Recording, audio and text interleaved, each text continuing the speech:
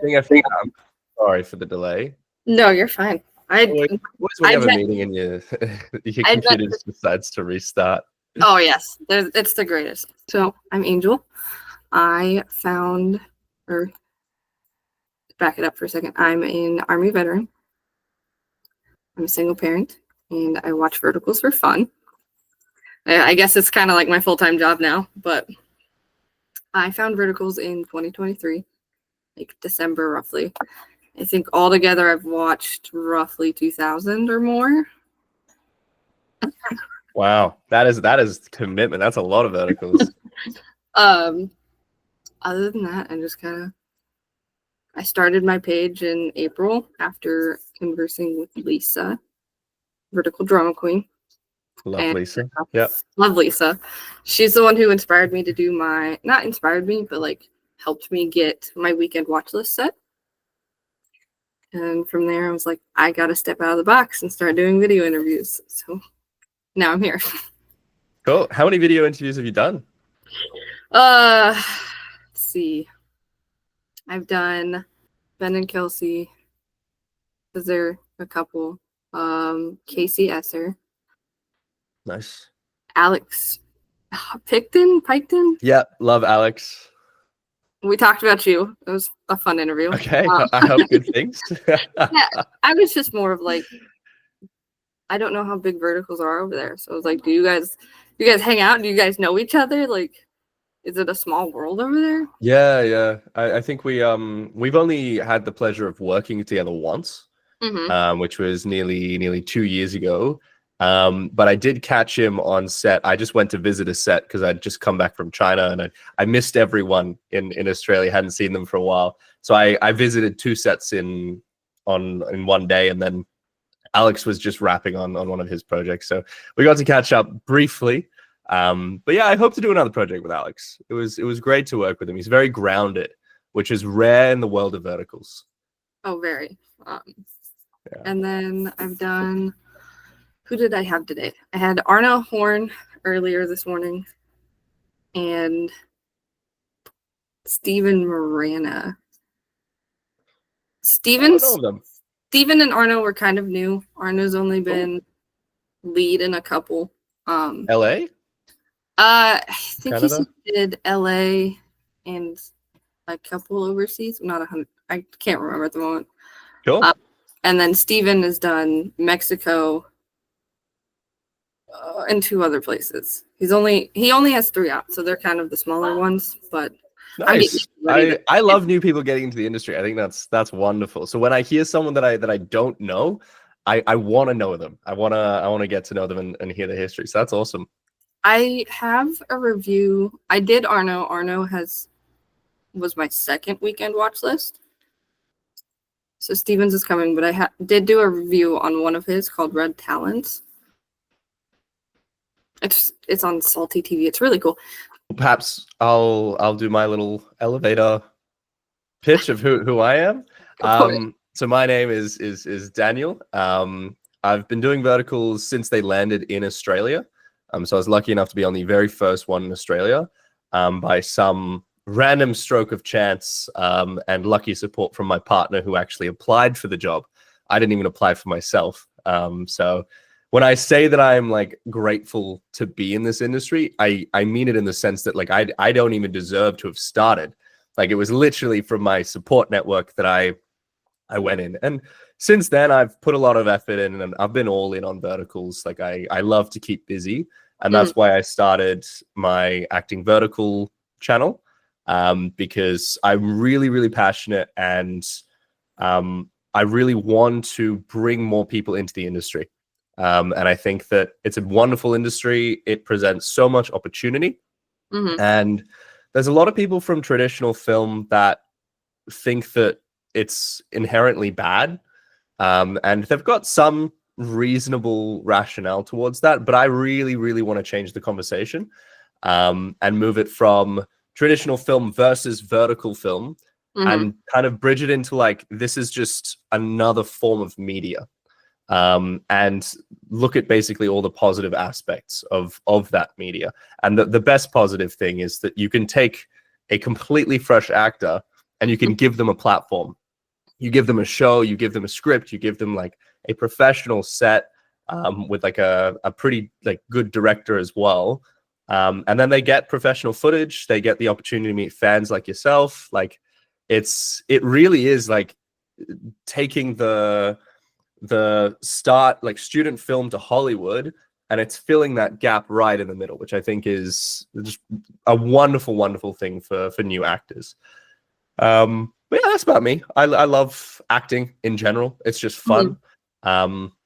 Before this, I was an accountant, which again is why I'm so grateful to be in this industry.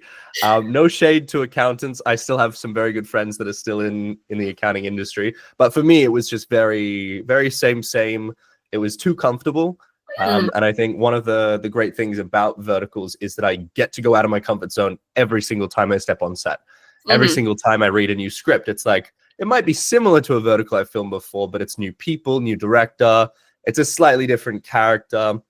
And I think that brings a lot of fun challenges. So yeah, I love what I do, and it's very, very fun. So I could talk about it for hours, but if you have any particular questions, I'm more than happy to let you run the show.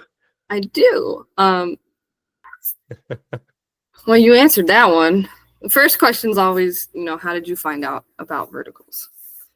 Yep, by chance. My girlfriend applied on a Facebook post because I'd said to her, I'd gotten like headshots, and I'd said to her, yeah, look, I want to be an actor, but I was honestly just too scared to do anything about it. And then she was like, okay, I'll submit you to this thing. And then I made up every excuse I possibly could why I shouldn't do it. I was like, oh, my boss won't give me the time off work. And she's like, just ask your boss. I asked, and then my boss gave it to me, much to my dismay. I was like, oh no, okay. And eventually, like, I ran out of excuses. And there was, I think the comment that she said to me that sticks is, if you don't do it now, you'll never do it. And I think that is kind of the point when Rachel said that to me, that I was like, okay, I'll do it this one time, just this one time, and then I can give up, and then we can move on. But then I did it, and as you can see, I fell in love with it. So yeah, it was very, very scary, very new. But I couldn't be more happy that I took that leap. I'm waiting for my break. It'll come one day. Yeah. So do you want to get into the industry as well? I do. I've been applying or auditioning for some of the one. Sorry for the background noise if you can hear it. That's okay. Tell me. Most of them are in like New York, but a lot of them are just like supporting roles. Yeah. I'm doing my best because I did drama and acting and elementary into high school, but to me it was never like a feasible thought. So I was like, big Hollywood is too hard to get into. And it's too far away. Yes. It's like having never jumped in a pool and then thinking, oh, I'm going to be an Olympic swimmer. It's like, I mean, you could, but it's so far away that it's like, it's not worth trying. But no, I relate with that so strongly from like my beginning as well. It was very much like, it's this massive kind of thing, but verticals are much more close. The fact that you can get a vertical audition, like, I don't even get Hollywood auditions. I don't get them, even through like my current agent. Like, I'm not getting big Hollywood auditions at all. I'm getting kind of like still kind of middle or like bottom level stuff. And the fact that you can get auditions for verticals off just like the beginning is such an amazing thing, right? It's such an opportunity. So how are those auditions going? Tell me about them. Good. Yeah. A lot of them are like, just either like background players, day players. I'm like, whatever gets me a foot in the door helps. Whatever gets you on set. Yeah, absolutely. We'll see. I just keep That's so trying. exciting. Yeah.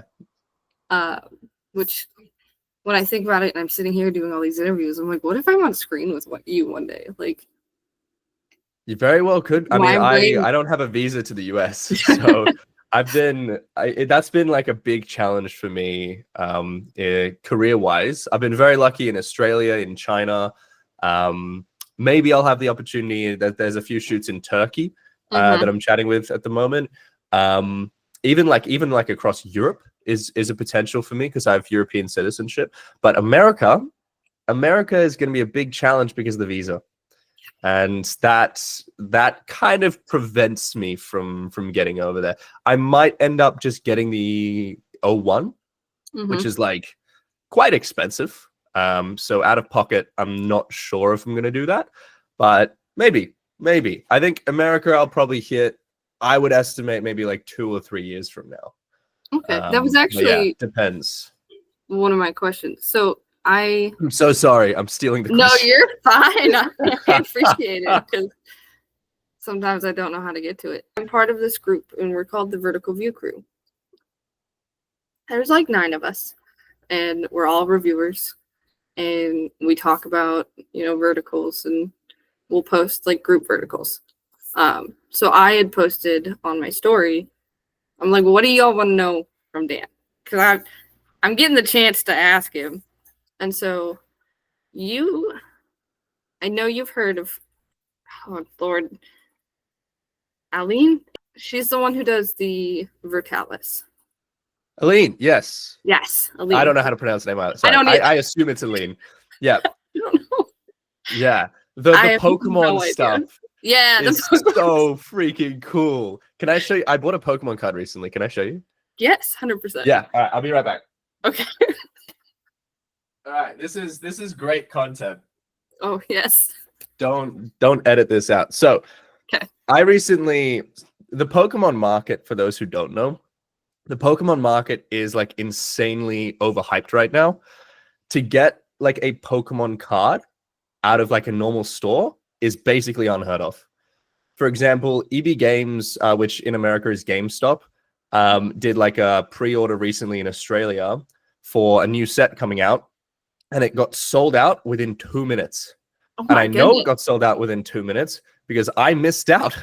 And I was sitting there. I had the Pokemon cards in my like cart, and I go to pay, and then it's like I had like 5 items in the cart of like the new set that's coming out. I had 5 items. And then it's like, oh, this item's unavailable. So I remove it, and then I go and try and pay again, and it's like, oh, this other one's not available now. And it literally 2 minutes. Anyway, so what I've started doing, because I can't get into like actual opening packs, which is what I love, like it's fun, I've started buying graded cards. Ooh. So I actually pulled this particular card a little while ago.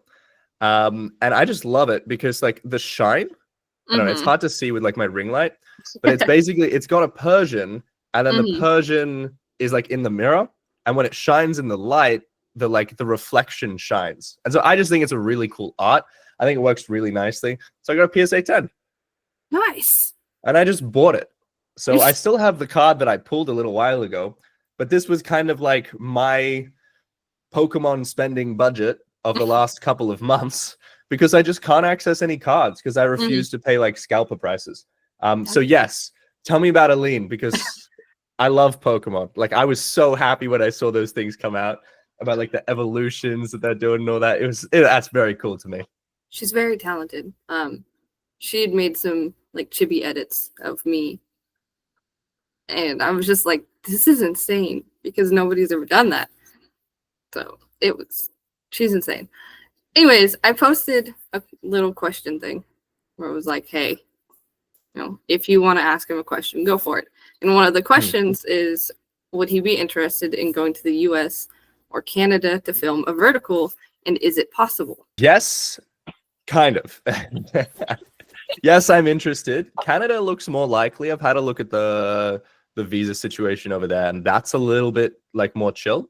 So Canada is definitely more on the cards, but I think they're both a big challenge. At the end of the day, like anyone who's willing to like hire me and pay like for me to go, I'm there.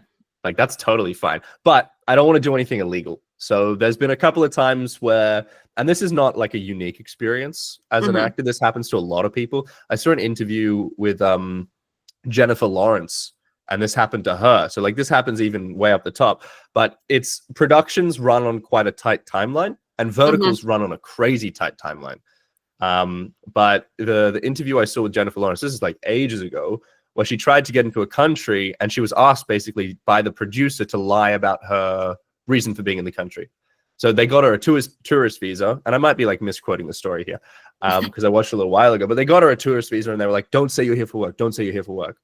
And I've had a few times where for various offers, they have asked me to lie about my visa and situation. And I kind of just refuse. I'm just like, I mean, I really want the job. I really want to travel, but I also don't want to get arrested. So yeah, I mean, that makes I'll miss sense. that. So it's a balance.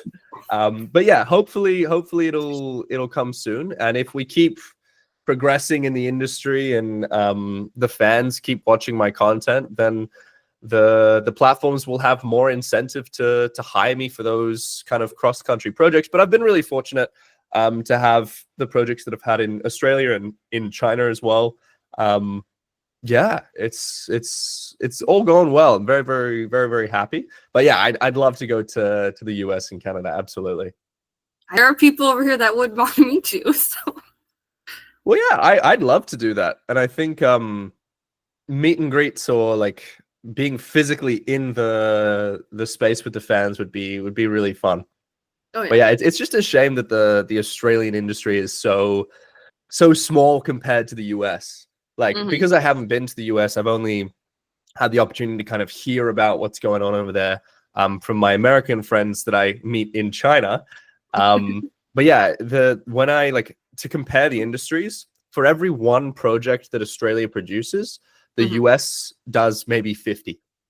Oh my goodness. That's the difference. Like that's kind of crazy, you know? Really crazy. That's wild. 50 times the projects. I would love it. I would love that. We'll work on getting you over here. I hope so. And then Lisa also sent in a question. Ooh. What was filming in China like compared to filming in Australia? There's a lot of differences. And part of it is about filming. Part of it is about existing in another country. I think first and foremost, it's a very different culture. And I think that the food, the way people kind of interact with each other is different in China than it is in Australia. And that's not to say one is more kind of like one is better than the other, but it's more just it's an adjustment. And the first time that I went over there, I don't think I really valued how different it would be in my head and kind of like mentally preparing for the trip. And I've been over 4 times now, so like I'm super comfortable now. But like the first time, it was just a very strange experience because I'd actually never been to any Asian country before. Really? I'd never been to China before. I'd only been Australia, Europe, and then I think when I was younger, I went to the US as well, just for like holiday, that kind of thing. So I'd never worked in another country than Australia, and I'd never kind of been there. So it was a big kind of culture shock. And the food is very different from what I'm used to. But what I will say is Australia has a very multicultural society. Like in Australia, especially like around where I live, and I don't want to dox myself, so I'm not going to give my address, but like around where I live, like there is a big kind of like Chinese and multicultural community around. So like I'm not a stranger to kind of some of the customs. But even so, like in China, it's very, very different in terms of the customs. One of the funny things that I discovered on my first trip was in Australia, and I think this is like similar for Europe and the US as well. In Australia, if you're like eating at someone's house, right? If they give you a meal and they serve it to your plate, it is polite to finish the meal, right? Because if you leave anything on the plate, it's like, oh, okay, you didn't quite like what I gave you. So to be polite, you want to finish it. In China, it's the opposite. In China, if someone feeds you, what I was told is that you have to leave a little bit on the plate because if you finish the plate, they'll think that they didn't serve you enough, and then that's like a little bit rude, and then they'll give you more. And so I had this funny experience where I was politely just finishing everything I was given, whether I liked it or not. And then I'd be given more and I'd be like, no, it's okay. I don't need. And they're like, no, please have more. And I was like, my stomach is full. Please stop. And so I learned that is kind of like a cultural difference, and neither of which are a big thing. Like if you served me food and I ate like not all of it, you wouldn't be the most offended person on the planet. Equally, if you finish your plate in China, like they're not going to be super offended, but it's such an interesting, like completely opposite custom that you wouldn't really think about. Like it's inconsequential in the scheme of things, but it kind of demonstrates how culturally it's such a different thing. Moving on from that, though, moving on from like existing in another country, I think communication was a big problem. And it's I problem is probably the wrong word. I think challenge is a better word to put it, because it's definitely solvable. And the first time I went over, I kind of didn't really know what I was doing, and people would come up to me on set and they would just be like, "Hello," and then stand in front of me and they'd be gesturing with their hands because they can't speak English, I can't speak Chinese, so like it's a challenge. But the more that I kind of went over there and the more that I worked over there, the more I got used to their process of doing things on set. And I can kind of guess. Yeah, I can kind of guess what they're up to. Like if I know that someone's like the sound person and they come up to me holding a mic, it's pretty obvious that they're trying to put the mic on me, you know? And so they can come up and they can say hello to introduce that they're like in front of me. And then I'm just like, yeah, okay. Get in wherever you need to go, and that's fine. So it's things like that where like the more comfortable you get, the simpler kind of the communication barrier kind of gets broken down, which is a great thing. And beyond that, like, I mean, I started using my translator app on my phone, so I got quite good at that. There's a way that you can, technology is wonderful. I love it. There's a way that you can like, you can put the mic on so they can speak and then it'll translate what they've spoken. So they don't even have to waste time like typing it in, because I don't have a Chinese keyboard on my phone, which I guess I could get. That's probably one of the things I should. But yeah, so that's another way we got through that. Beyond communication, actually working on set, they are so fast. Like they are so fast. In Australia, and I'm not sure so much in the US, but in Australia, when like someone gives an order, like a direction, like they're like, okay, guys, we're moving on to this next scene. We're going to do it this way. Maybe 50% of the time, someone in the crew or like an actor or someone is going to be like, oh, how do we feel about doing it slightly different? Or someone will ask a question or be like, oh, do you mean this? Do you mean that? And that is a good thing, I think, because obviously like you want to make sure you're doing the right thing, or if there's something that doesn't quite work, like, yes, we need communication. But the way that it works in China is as soon as someone gives an order, everyone just does it. There is no talk back. There is no like clarification. It's just straight up, this is how it is. And that makes them really, really fast, which is cool. So perhaps, I mean, both methods work for different reasons. It's, I think, the classical scientific management approach versus like more of a democratic approach. But yeah, I found that made it a challenge as an actor, because if the crew speeds up, that means I have less time to prepare. And in verticals, I already don't have much time to prepare. It's like I get on set, I read my lines for like the first time, and then it's like, oh, okay, this is the scene, I guess. We block it quickly and then we shoot. But in China, it was like, all right, we're ready for you. And just do the scene.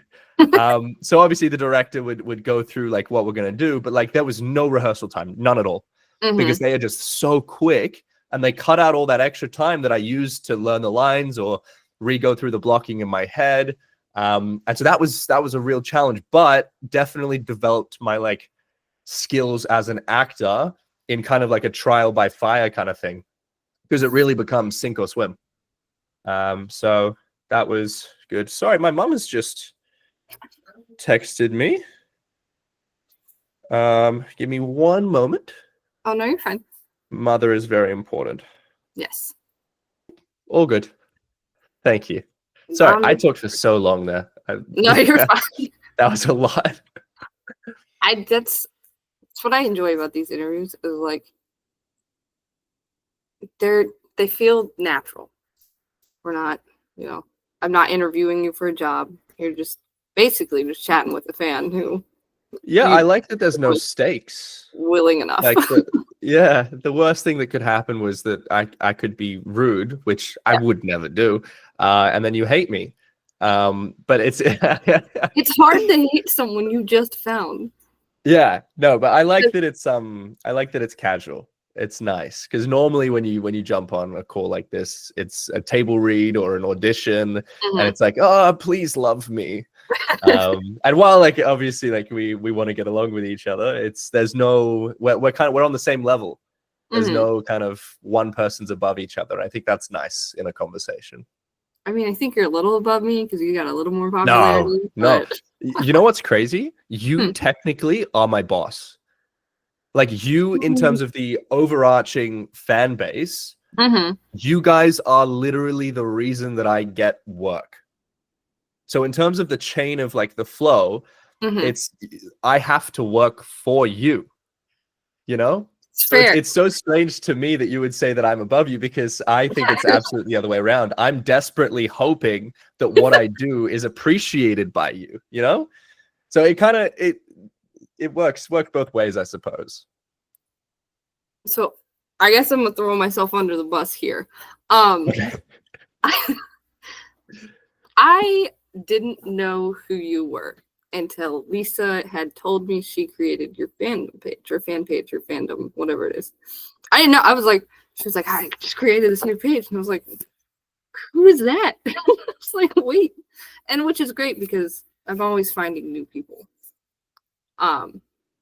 I did not immediately watch a vertical of yours. It took me a little bit because I think in a month, roughly, I could watch anywhere from 200 to 300 verticals, depending on how much like dedication I put into it. That's so many. And that's if I put like a ton of like if my day is just spent watching verticals and I get barely any sleep. Wow. But I have watched a few pieces, so No, that's great. I'm just processing that like you could be like a brilliant vertical mind. I have questions for later if we get time, hopefully. Oh yeah. Just to understand from the fans' perspective what you enjoy, what you don't enjoy, what you think needs to change in the industry, and where you'd like to see projects kind of track in the future. And I'm realizing the more you tell me about how many verticals you see, I'm realizing that you are like a great resource in that respect. And you would be definitely an authority on what verticals work, what don't, why they work, why not. So yeah, no, I'm just that's why I'm having that reaction. It's good. No, it's very good. So walking on to set for the first time in a vertical, did you have an expectation? And if you did it differ from reality? Well, my expectation was that it wasn't vertical. I didn't know what a vertical was. To be fair, I didn't know what anything was because if you recall, like my first time on set, I was leading a vertical and I didn't know anything about acting. I had done theater at school. That was it.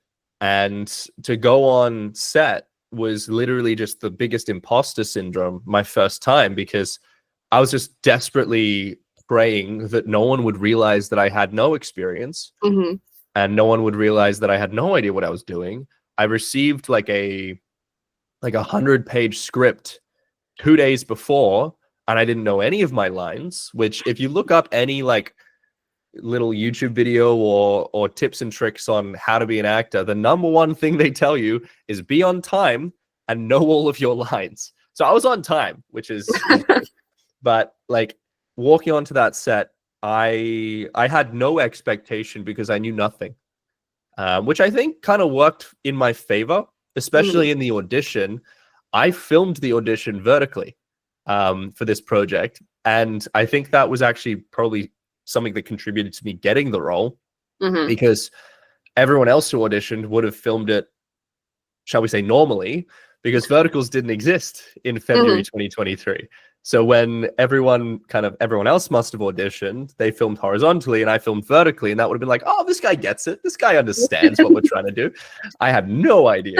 So it's very much like I can't really give a solid answer to that question because there was no expectations at all, just fear. Mhm. Fear, a little bit of just blind confidence of like, well, I'm here and I might as well just, they think I'm real. They think I'm like actually an actor. So I'm going to pretend. Yeah. And I do that every day now. I just keep pretending like I know what I'm doing, when in reality, half the time I'm like just figuring it out as I go, you know? So that's fun. It's part of the job. Okay. When it comes to verticals, what is your favorite part about working on them? I like that they're different every day. And they might be different for a number of reasons. The script could be a script that you haven't done before. The people that you're working with could be different. The location that you're in could be different. But I like that it is something new. There's always something new in the day. I'm very much a people person. I love chatting with people and socializing, and that brings me joy learning about someone else's experience and kind of what their contribution to the story or to the on-set vibe is. And I think that's something that I kind of didn't enjoy about my previous career, because every day was the same. Every day was the same people, the same work. Like, especially accounting is very much like every month you have a checklist and you just go through that checklist over and over and over. Oh, Like, no, thank you. you literally, the way it works is you have day 1, day 2, day 3, day 4 of the month in a checklist, and then you just repeat those tasks over and over. And I think it gets more fun when you like grow to the top in accounting and you become more of a management accountant, and you're making like decisions and talking about, oh, we could do it this way or we could do it that way. Why should we do it one way or another? So there's interesting stuff there. But that would have been like 6-7 years into the future for me. And I was like, I don't know if I'm gonna make it that long, you know? So yeah, I think to summarize, I love that every day on set is different. And even just offset every day is different. Today, I have the pleasure of chatting with you. Yesterday, I was just doing some behind the scenes setup stuff for an acting vertical newsletter that I'm putting out in either today or tomorrow. Okay. So that's like a new kind of business venture, I guess, where we're getting stuck into. So Rachel's kind of running that, and I'm collaborating with her on all those stuff. And I was just basically yesterday, my entire day, it's going to sound so boring. Yesterday, my entire day was literally just like siphoning all of the emails that I had of people in the industry from the past. Like, I only got up to like the last year. So if there's anyone that I haven't spoken to in a year, they're probably not on the list. But I siphoned every single industry email I could find. Rachel was like deep diving into like Real Shorts email list of like their PR team, so we can send this newsletter to them as well. We're looking at like reporters and trying to find like which reporters' emails can we put in the list, that kind of thing. So that was yesterday, but that was a fun challenge. So for a day, literally, I was just massive Excel spreadsheet. I guess my accounting background and experience helped a little bit there. But yeah, just siphoning emails. And today is going to be completely different. And then tomorrow will be different again. And I think that's so exciting. That's so fun. And I love the unique experiences that I get to have in this industry. Okay. Is there a vertical actor and a vertical actress that you would like to work with? It could be anyone. I actually did come up with an answer to this. So I've been asked this question every single interview, and I have never answered it. I've never answered it because every time someone asks me, I forget every other actor or actress that I've ever seen or I've ever heard of. And I do actually have like a few people that I see and I'm like, I respect your work. Like, you're doing really well. I get the answer. Yes. So I have one actress. I think her name's Tess, and she's done a lot of stuff for Real Short. And her Instagram tag, Tess Din, I think is her tag. But her work, she does really, really well. Like, she knows her tropes. She knows exactly the desired effect that she's trying to get from the audience in the scene. And what she does is like, it's perfect. As perfect as you can basically reasonably get. So I really, really respect her work. In terms of an actor, I think Casey is number one. And the reason why I want to work with Casey, he's obviously talented. Like, everyone knows that he's like an absolute champion at what he does. But I think what I really respect about him is his mind and his attitude towards verticals.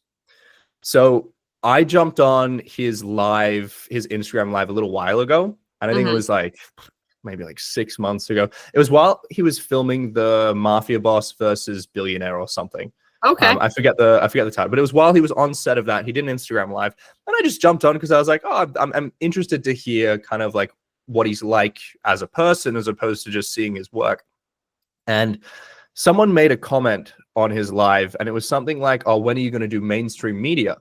And Casey's response was, we're making verticals mainstream. This is mainstream now. And I really loved that attitude. I really, really loved that attitude. And I think he would be someone that, even if I don't get to work with him, I'd love to have a chat. I'd love to just talk shop and chat about where the industry is going, where kind of like he is positioning himself to go moving forward. Because I think there's a lot of growth potential in verticals, and that's something I'm super passionate about as well. And for that reason, I think if I had to pick any actor, I think it would be Casey. Casey's he's a fun chat. I chatted with him yesterday, and it was just like every interview I do, I was like, oh man, I'm nervous. But he was also my very first vertical. Like, yeah, I started knowing long vertical time because of, it's like Goodbye My CEO, I think is the name of the title. I've seen so many. CEO gets in the title very often. Yes. So I had that nervousness, plus, just this is a whole new venture for me. Just like putting the interviews on my YouTube, whole new venture. Posting my honest thoughts, like everything that I post in my reviews is talk to text. Oh, right. I don't sit and think it out. Like, I write down notes of like a scene that I like. And then when I go to do my review, I sit there and I talk to text, and I talk about the scene and how I feel about it. So I can't do that. I get so scared of my honest thoughts. There's like, whenever I do a YouTube video, I always script it first. Like, I will physically write it. I tried using ChatGPT, and it didn't sound right. So I always manually write down all the words that I'm going to say, and then I will speak them. But I guess my YouTube content is more around teaching and tutorials, so my specific words are very very important. Is there any kind of scene that you believe is crucial to every single vertical, and its absence is noted? Like, if a vertical doesn't have this kind of scene, it doesn't really feel like a vertical. That's hard, because like everything is different. But I guess just it's more of like the proclaiming a love scene. And that's just because of the genre, the main genre that we have, which they all include romance and drama. Some of them are strictly romance and drama. Some of them are thriller with drama. Rarely you get an action drama. Rarely. And Rarely. even then, with the action drama, you have that piece romance. Of romance. Yeah. So I guess it's just like the declaration of love. Of like, hey, I actually love you. Yeah. Cool. And I would love to see that like change, because I love my romance, but sometimes I'm just like, I just want an action. I just want a comedy where there's very, very little romance involved. I think romance is the easiest to film, to be honest. I think it is the easiest to just pick a couple of actors and then film a romance. Now, that's not to say it's easy to do well, but comparatively against all the other genres, I think this would be a bit of a hot take. It might be controversial, but I'm going to stick with it. I think romance is one of the easiest forms to film. And the reason why is, by example, take a look at an action scene. Action specifically is very painful to film because you have to get actual training. You have to specifically bring in people who know how to choreograph, who know how to kind of like do stunts. And there are some actors that just aren't able to do that, or aren't able to do that at the speed that a vertical requires. And equally, you might have an actor that's ready to go, but you don't have a stunt choreographer, because the budget's run out or you couldn't get someone. So Mhm. by way of example, action is much, much harder to film, especially on a vertical frame because it is so narrow. Mhm. Any kind of movement, like I would have been out of frame even just doing this, you know? Yeah. Which, I mean, I wouldn't see that. And maybe in the Matrix you'd see that movement, but like action is usually like two people fighting like this. So it works really well on like a horizontal frame, but Mhm. not so much on like a vertical frame because it's so tight. And I think comedy relies very heavily on timing, Mhm. which again is relying very heavily on the skill of the actor. And you could have an amazing actor who just isn't really a comedy actor. And then the whole kind of like genre just kind of falls off.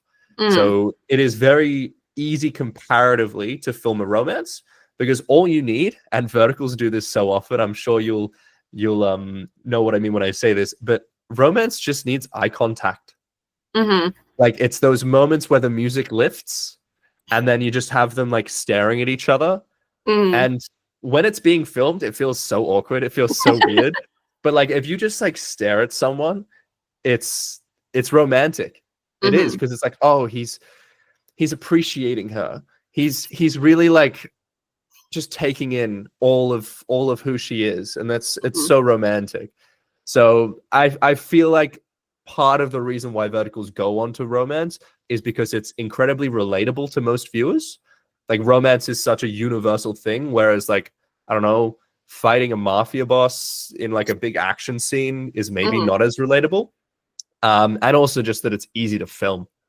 So I hope that as verticals grow as an industry, we're going to start to see some separation of the genres, some Mhm. separation of the quality. And that's not to say that like verticals as they are low quality. In fact, a lot of them are remarkably high quality, especially given the time and budget that they're given. But I think you're Mhm. going to see some verticals kind of keep doing same.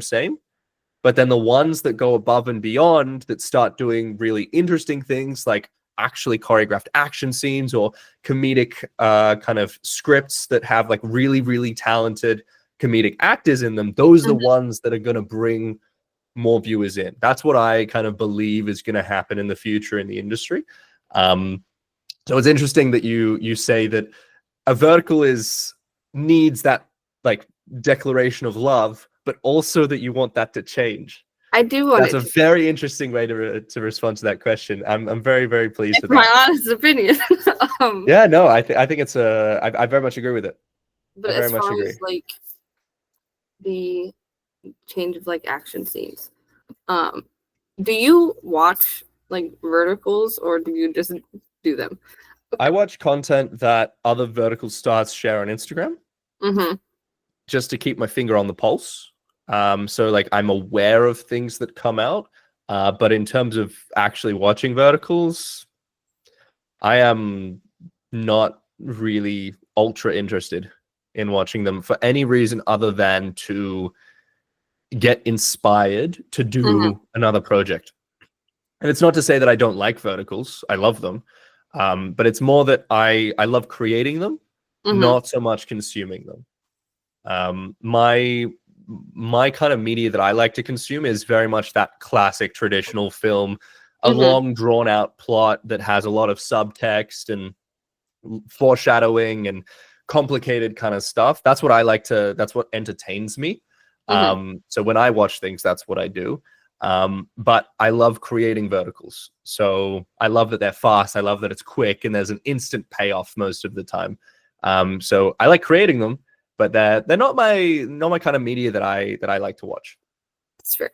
I guess for anybody who watches this, since we're both going to be posting this, um, if people are looking for that like kind of more action and fight scenes, Red Talons, this one that I was mentioning earlier that Steven Miranda did. Steven Miranda did all of his own stunts in that. Like he did all the fighting and everything. And it's very, I don't want to say heavily into like fighting and action, but it's really, it contains more than a normal vertical would, if that makes sense. It's a definite recommend watch for everybody. So is there a genre of vertical you haven't done yet that you would like to do? I haven't done a sci-fi. Everything that I've done, I've recently filmed a fantasy where it was kind of like medieval style. So I got to ride a horse. That was my like dream. Like my dream role from the beginning has been give me a sword and let me ride a horse.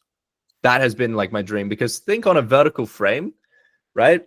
You have like the horse and then you have the person and then the sword kind of up in the air charging into battle. On a vertical frame, it would be so impactful. It would fill the whole frame. Well, I don't think I actually drew my sword. Maybe I did. But that was a dream come true. So that's done. The next thing that I want to do is I want to do a sci-fi. Sci-fi is a challenge because you really, really need like a budget. Like you need a budget for set design. Because sci-fi, the whole idea of it is that it needs to be different.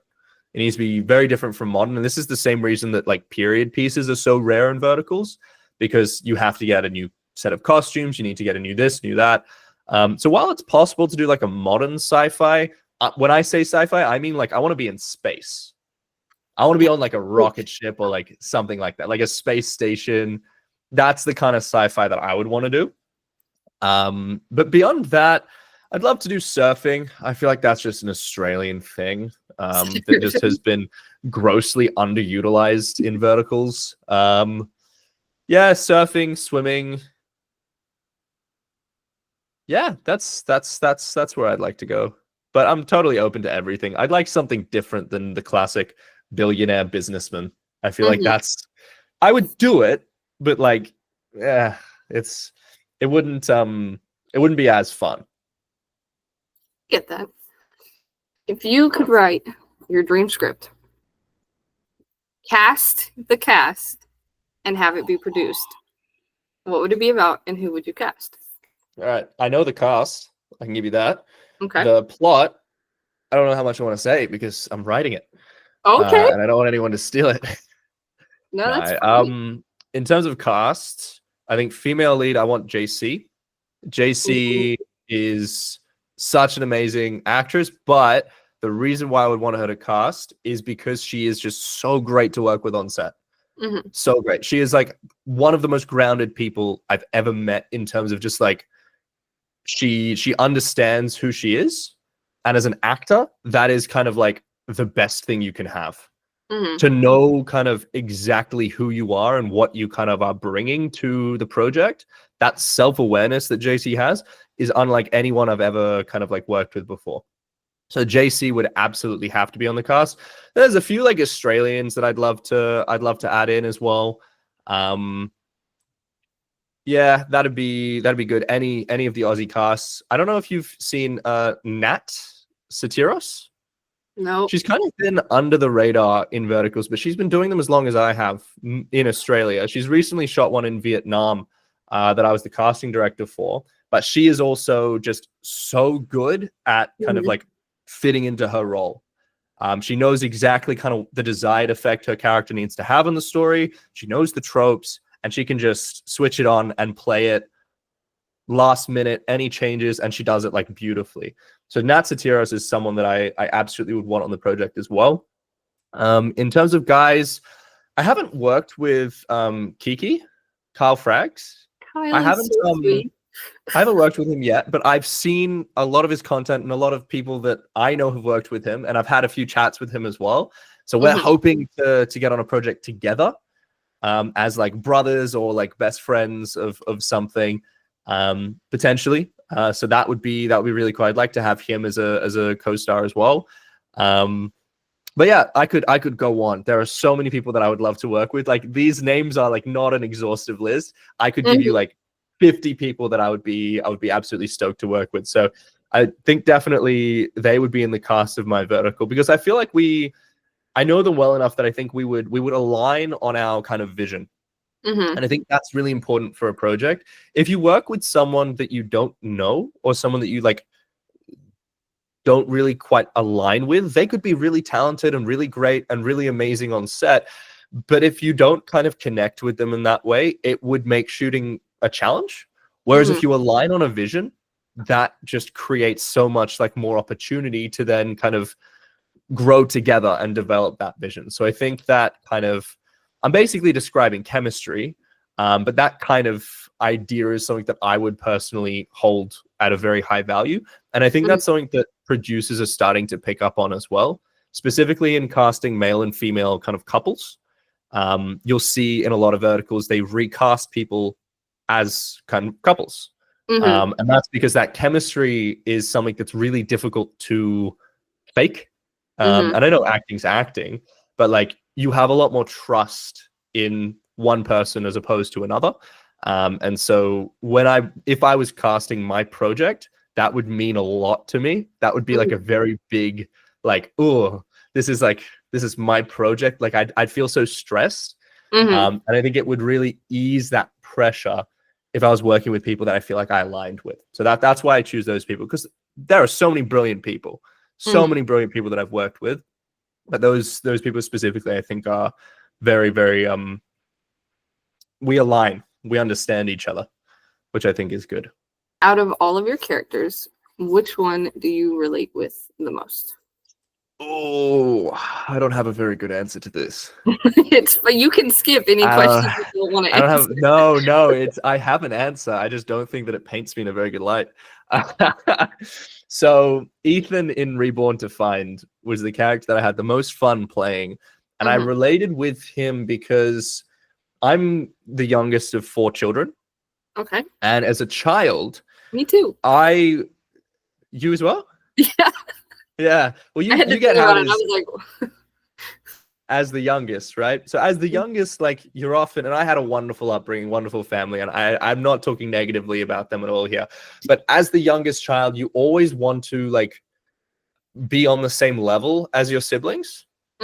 And I always felt kind of like inferior because they were older than me. They were doing kind of like more mature things, bigger things, and cooler things. And I was always 5 years kind of like behind in progression, which is completely fine. But like being the youngest child, I was like, no, I have to be on their level. That's not good enough. I've got to be better. I've got to be bigger. And I think that I really pulled that kind of energy out with Ethan because he never accepts defeat. And I think when I was the youngest, when I was the youngest, I still am the youngest. Like when I was at home, right, as a child, I was very much like, I would try and like be a bit sneaky to paint myself as bigger or better or more progressed than I was. And I think that energy of like fighting constantly, not accepting defeat, just being like, no, I am bigger. This will work. My plan will work. That kind of energy I really brought out in Ethan. And I think one of the biggest parts of his character was the fact that he never accepted defeat. He never accepted defeat. Sometimes he would change tack. So he would go from one scheme to another when he realized one scheme wasn't working out, but he never stopped scheming. He was always fighting to improve his position, even when everything was hopeless, even when everything was kind of falling apart and he had just been publicly outed and like his scheme was like ruined. He was like, oh, but it's fine because look at this. And this is fine because I have this thing too. And you could see just constantly he's thinking, okay, that didn't work out. What's the next thing? What's the next thing? He would never sit down and be like, all right, guys, my bad. He would never do that. And that's how I was at home, much to my parents and my siblings' frustration. Whenever I would get found out for I don't know, taking a cookie from the cookie jar or some kind of equivalent, I would double down and I would be like, I didn't do it. The dog did it. Oh, the dog didn't do it? Well, it must have been a bird, you know? Like it would be something like that. And I know now, obviously, that that's a ridiculous concept, but like I would refuse to accept defeat. I would flat out refuse. It would always be something else. So that obviously I've learned is like immature, but that was something that I feel like I related very strongly with my Ethan character. And I used that inspiration. Okay. How many verticals do you have in post-production? And how many do you have lined up to film? I know you can't say titles or anything, numbers work great. I think I only have 2. Only Oh, 2? technically 3. Technically 3. Okay. I have 3 in post. One of them was shot in December with Kirby.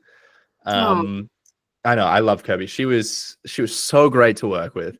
Like that was my first experience in China, and Kirby was just like out of this world in terms of professionalism. Because I was just used to Australian sets, and I'm not speaking down on Australian sets, but like Kirby, as you know, she's top of her game, you know? Oh, yeah. So to work with her, I was just blown away, and I learned a lot from working with Kirby. But yeah, for some reason that still hasn't come out yet. We shot in December. So whether it ever comes out, I don't know. But yeah, still waiting on that one. And then 2 projects from my last trip to China, which I don't know, they'll probably come out in the next like couple of weeks, next month or so. I shot them back to back, so they'll probably come out roughly around the same time. To answer the other side, I have 0 Oh no, sorry, there's another one. I just shot one in Australia. Sorry, I forget. I just shot one in Australia. It's an interesting one because I'm supporting, but I play the son of the 2 leads. Oh. So it's a mature age romance, kind of that Silver Fox kind of vibe. Classic vertical plot, but really interesting because it's about the kind of the rekindling of love, and the whole idea of like, oh, it's not too late. And it starts kind of in that vibe of like, oh, it's too late, like I'm not going to worry about it, like you just live your best life, whatever. And then it kind of progresses into like they self-value a lot higher towards the end. I think that's the, like, in the beginning it's like it's very self-sacrificial, and then it's like, oh, actually no, I can enjoy things still despite kind of being a bit older than the classic leads. Which I thought was really cool. I like that. And I think that's a trend I've seen in verticals recently. But anyway, so that's a fun story. But yeah, I've got 4 total technically in post, 3 that I actually expect to come out, and none scheduled. I'm free. I'm available. But I'm keeping busy doing my acting vertical stuff. I'm getting into coaching as well. So I've got a few kind of coaching clients scheduled too. So that fills my time. And I'm just very grateful to be home. Like, I loved my experience in China, but since from December to now, I've spent more time in China than I've spent in Australia. And like that has been a very big adjustment. You know, I personally hate flying. I really hate it. I do it because like I love to travel, but yeah, I hate flying. So it did take a bit of a toll on me, being away for so long, being away from my partner, from my cat, from my own bed, and the rest of my family and community, that kind of thing. So I'm enjoying kind of a little break at the moment. And yeah, we'll see what happens. That's one of the fun things I was talking about before in the industry of like, I don't know what I'm going to do tomorrow. I don't.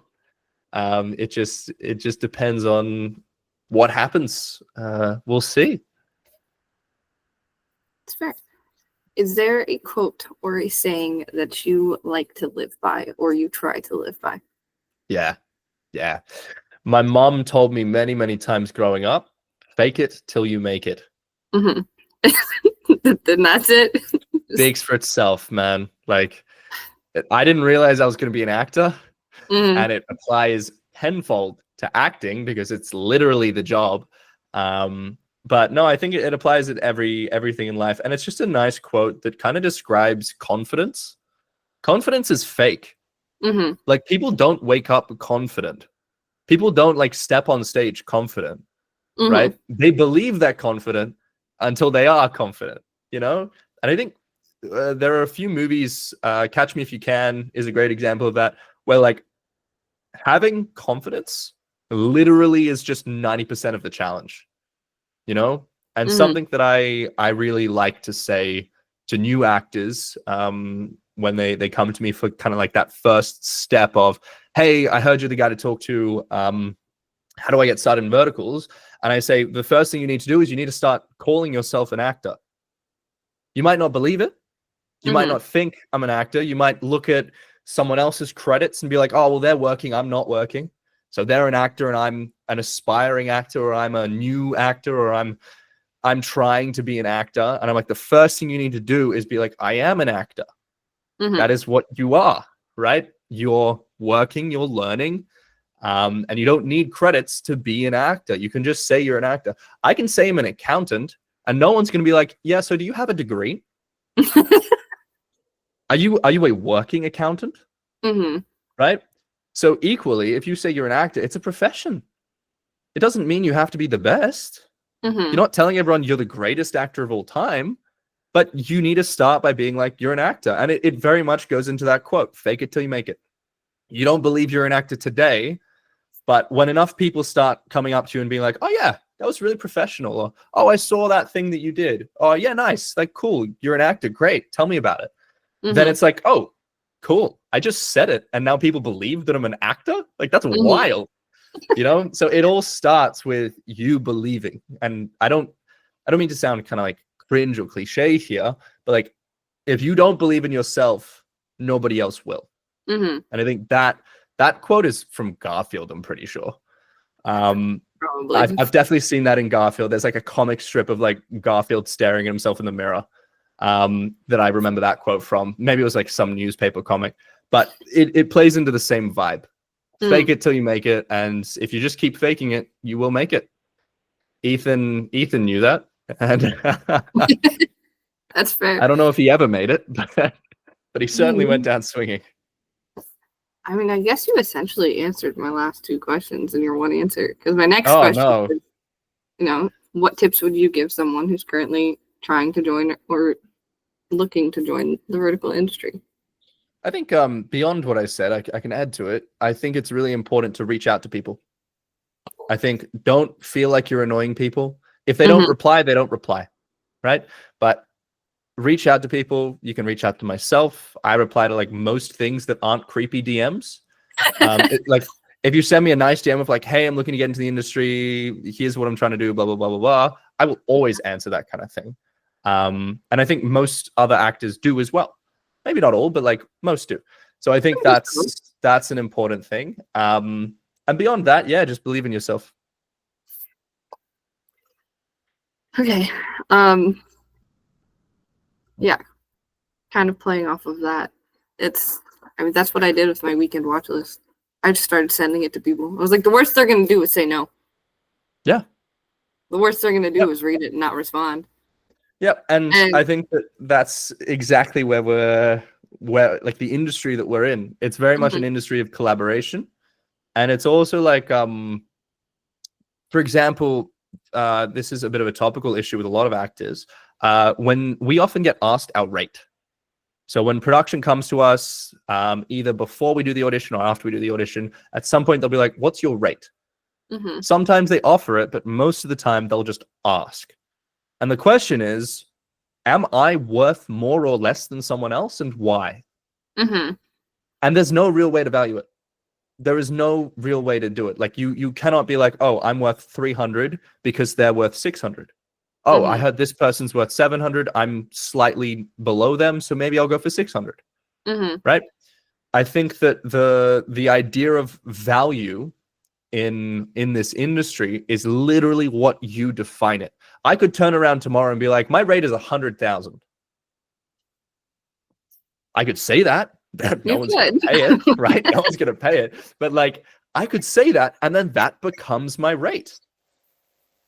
And sure, I'll be out of work, and I know that that's a thing, but like, that then becomes my rate. And then I could go and tell everyone, and I could be like, oh, my rate is this. And I could just say that. Nothing has changed between today and tomorrow, except me just saying it. And that gives it power, that gives it value. So I think that what you're kind of getting at there is very true in the sense that you define your value. And you have to be realistic. Like, obviously, like I said, I can't just throw out $1 million or $3 million as a day rate, because that's like the budget of 20 verticals. So I don't think that's going to happen. But the value is what you want it to be. And it's kind of how you choose your own self to be valued. So I think we align on that. That's good. I mean, I'm at the end of my questions. So Megan from Real Drama says hi. Hello. And Hello, Megan. Aline, I'm gonna figure out how to pronounce. Yeah, I I in my head when I read it, it's Aline, but I don't know. I actually don't know.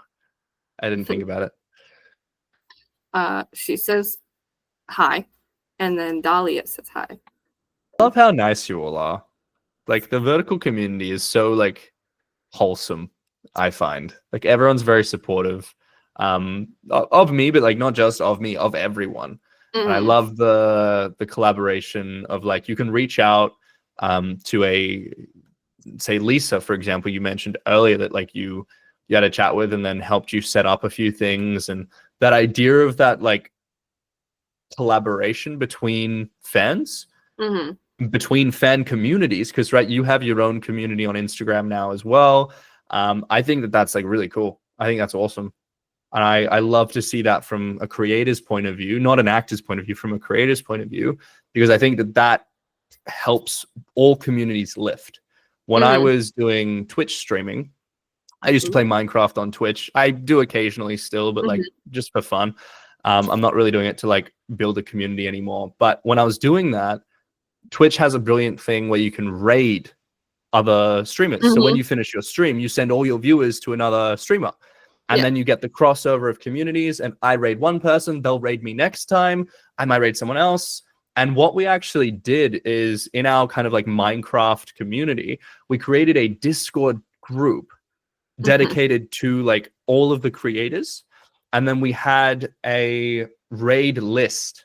So you could, as like a streamer with like X amount of viewers or whatever, you would then be able to access the list for new streamers that maybe only had 1 or 2 viewers. And then you raid them with like 50, 100 viewers, and they get like a bunch of like new people joining that chat, and like it's completely free. Like it costs nothing. You're ending your stream, you're sending your viewers somewhere, it doesn't matter, right? But the value you can provide to that kind of new account is so extreme that it's just worth doing it for like, I don't know, the good karma. So I think that that's something that I love about the vertical community, that you're all kind of interacting and helping each other. I think that's really wonderful. I really, really do. Are there any, I don't even need to ask, but I'm going to ask, are there any questions you have for me as a consumer? I tried to kind of like merge them in the conversation. So I've kind of covered everything I wanted to cover. I'd like to give one more question. I'm just trying to think if there's anything we haven't already talked about. On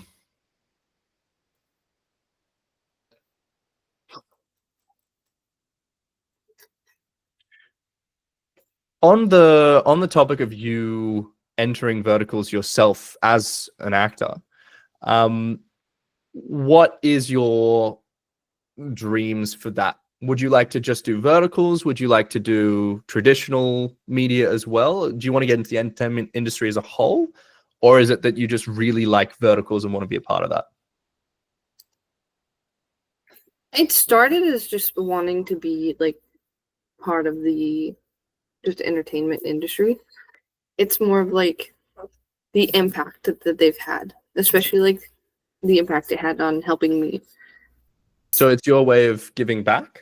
Yeah, it's a thing. It's something bigger than me that I can do my dreams of being an actress while also giving back to the community and just being part of a change. How exciting is that? being part of an industry that grows so rapidly. Like this is the beginning. It's still the beginning. It's a very big like change in the industry from what it was 2 years ago already. But like, how exciting is it to be part of this industry that is continuing to grow so fast? I think that's really, really cool. But yeah, I very much relate with you about to be part of something bigger than kind of just you as an individual. I love that about the industry as well. And that's something that also drives me to be passionate about kind of trying to steer the industry in one way or another. That's awesome. I recently did casting for Vietnam. And I just did that from Australia because it's all online. So who knows? Maybe I'll be a US casting director. Who knows? We'll see. Who knows? But thank you for having me. Angel, it's been a pleasure chatting with you. good company and good conversation doesn't time flies, hey? Yeah, I mean, can't think of anything else. And if you don't have any other questions of me, have a great day. Is it night where you are? it is 10:34 p.m. It's just past midday for me, so Yep. I've still got a good day. I'm going to meet my mum for lunch. It's just Catch up for a little bit. It's still July 1st here, so Oh, it's July 2nd. yeah. Goodness, I don't look at dates. But yeah, it's been a pleasure chatting with you. I appreciate you coming on and responding. All I hope you right. have a Well, good day and a good I'll lunch. get to my day and have a good evening. Have a good night or day. See ya.